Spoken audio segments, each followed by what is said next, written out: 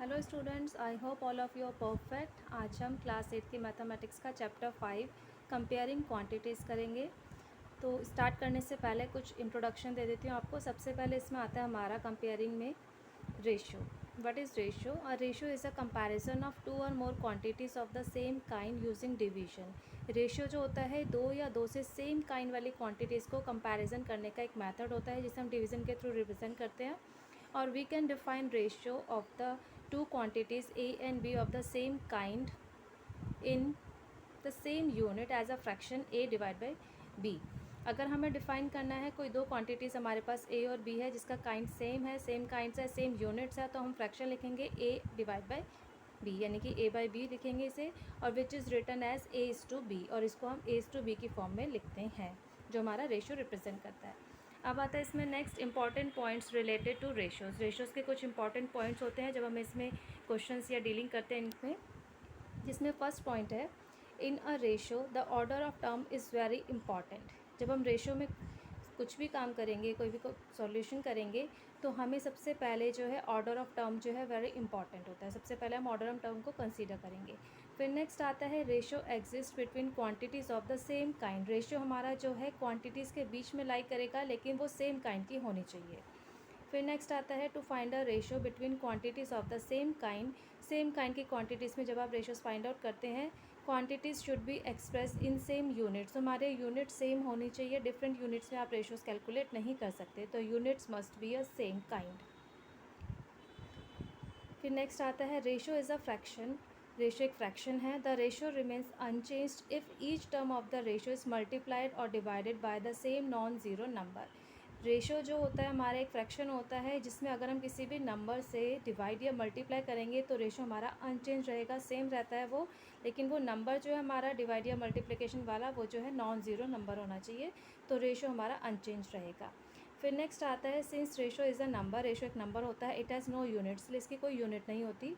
फिर नेक्स्ट आता है to compare two ratios.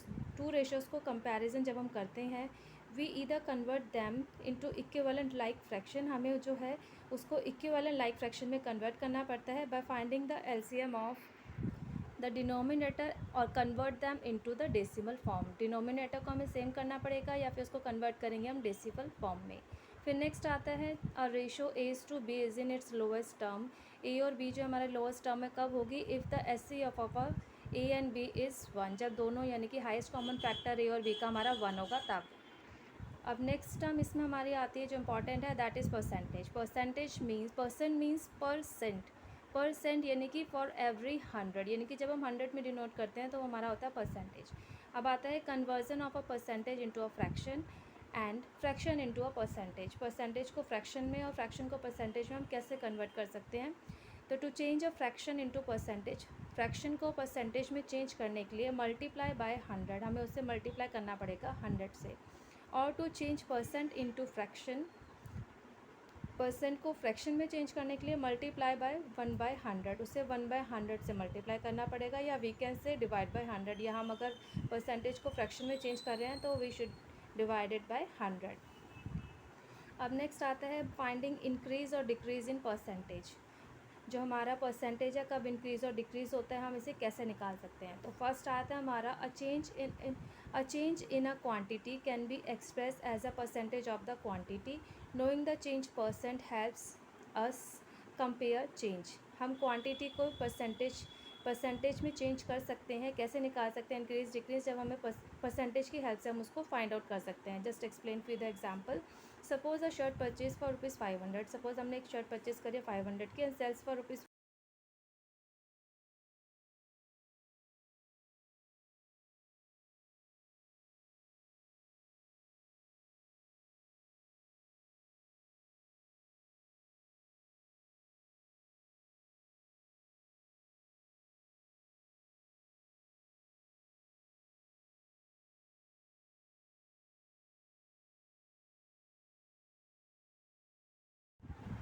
Equals to हो जाएगा decrease in price divided by original price into 100। तो 50 हमारा रुपीज़ में आया था, 500 ओरिजिनल प्राइस से इंटू करेंगे 100 से, तो सॉल्व करके आ गया 10% डिक्रीज इन परसेंटेज। सेम ऐसे ही हम इंक्रीज़ की भी निकाल सकते हैं। सिमिलरली इंक्रीज़ ऑफ परसेंटेज का फॉर्मूला हो जाएगा इंक्रीज़ इन क्वांटिटी, जितनी इंक्रीज़ हो गई divide by original quantity multiply by 100। अब इसी से अगर हमें इंक्रीज़ इन क्वांटिटी निकालनी है तो इसी फॉर्मूले को ये ओरिजिनल हम ऊपर ले जाएंगे मल्टीप्लाई में और 100 इधर डिवाइड में आ जाएगा।